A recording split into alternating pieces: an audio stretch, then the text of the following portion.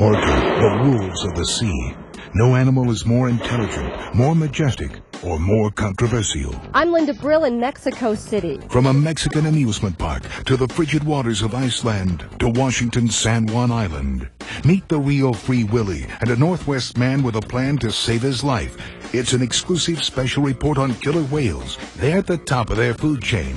Should they be the top bill at a sea circus? Free ORCA, starting Tuesday on King 5 News at 11.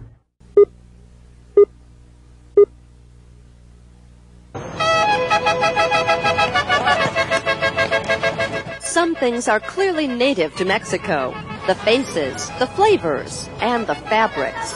But one of Mexico's most valued treasures is definitely foreign.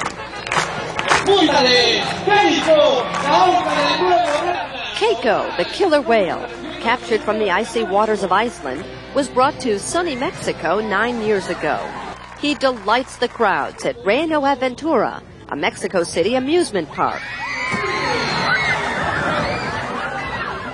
Keiko is the only killer whale in all of Mexico. He's become a national treasure, and now he's become a national movie star. Keiko was the star of the hit movie Free Willy, the story of a captive whale set free. And now the Hollywood spotlight has opened eyes about his real-life problems.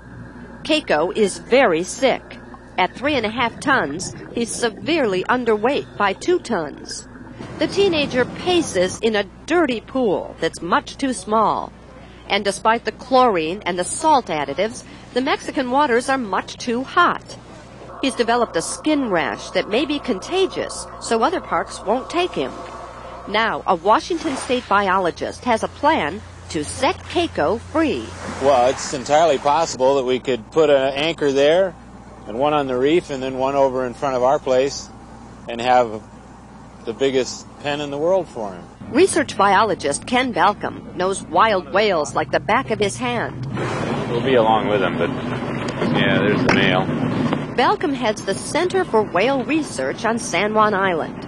He plans to rehabilitate Keiko in cool salt water, and then, through DNA samples, locate Keiko's family in Iceland, and eventually reunite Keiko with his Icelandic pod. It's not ridiculous at all. You can find his family.